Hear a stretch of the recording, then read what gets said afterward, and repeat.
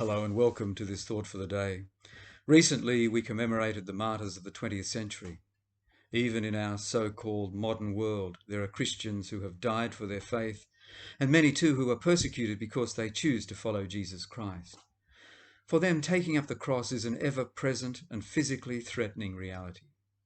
There are several martyrs that have become emblematic of the Christian witness in the 20th century. Some are listed in our lectionary and are well known to us. Maximilian Kolbe, Dietrich Bonhoeffer, Martin Luther King Jr., and Oscar Romero, for example. Well, two on the list were not known to me: Janani Luam of Uganda and Maria Skobtsova, abbess in Russia. I was interested to find out more about these two, but I was captivated by the story of Maria, and it's about her that I want to speak. I became interested in her through an extensive article written by Jim Forrest, editor of the website In Communion, the site of the Orthodox Peace Fellowship. Maria came to work in Paris and through her ministry to the marginalised became known as the Saint of the Open Door. In 1945, the Nazis discovered she and her friends were assisting Jews, and they were sent to the concentration camps. Maria was born Elizaveta Pilenko in 1891 in the Latvian city of Riga. Her parents were devout Orthodox Christians, and their faith informed her outlook. She once emptied her piggy bank to contribute to the cost of an icon being written for a new church. She had thoughts of being a nun or a wandering pilgrim. But when she was 14, her father died, and her inconsolable grief led her to atheism. "There is no justice, there is no God," she would say repeatedly. Some years later, Maria found herself drawn back to the faith of her childhood and began to study theology. During the Russian Civil War, she became deputy mayor of the town where she lived, called Anapa. It's said that she had two aims in public life. First, to keep the essential services going, and second, to keep people from the firing squads. She narrowly escaped execution herself when the White Army took over the town. Soon after this, she married for the second time and became pregnant with her second child. As many did then, she and her husband made the decision to flee Russia, and they made their way to France.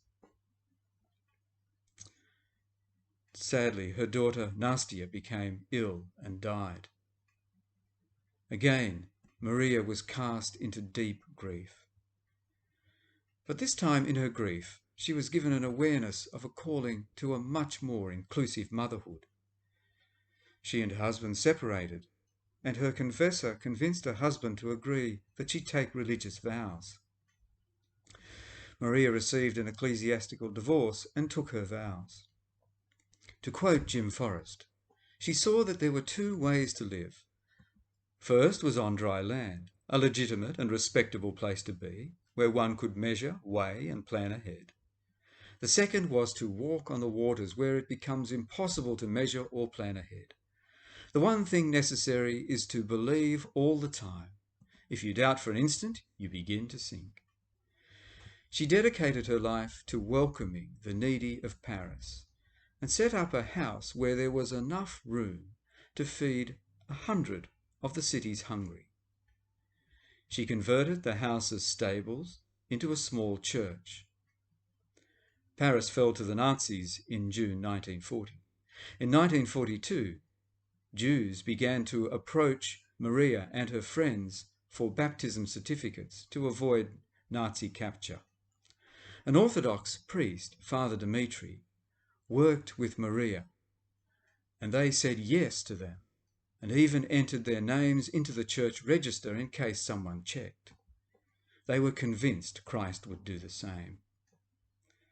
Maria's house was now bursting with people, many of whom were Jews. She wrote, "I'm amazed that the Nazis have not pounced on us yet." Eventually, a letter asking Father Dmitri for a baptism certificate was discovered by the Gestapo. Mother Maria and her friends were arrested and eventually interned in concentration camps. Maria survived 2 years in the Ravensbrück camp. Unable to correspond with friends, little testimony in her own words has come down to us. But prisoners who survived the war remembered her. One of them, Solange Perichon, recalls, "She was never downcast, never. She never complained. She was full of good cheer, really good cheer. We had roll calls which lasted a great deal of time. We were woken at 3 in the morning, and we had to stand out in the open in the middle of winter until the barracks was counted." She took all this calmly, and she would say, "Well, that's that. Yet another day completed, and tomorrow it will be the same all over again. But one fine day the time will come for all this to end." On Good Friday 1945, Maria was selected for the gas chamber. Accounts are uncertain as to whether she went to the gas chamber as one of those chosen or whether she took the place of another. Though her body perished in the gas chamber that day, she's not been forgotten by the Church. She was added to the calendar of saints in the Orthodox Church in 2004, and now she has her place in our calendar. And for those willing to look deeper, she soon becomes much more than just a name, but a great encouragement to all of how the sacrificial power of love overcomes evil. Please stay safe and God bless.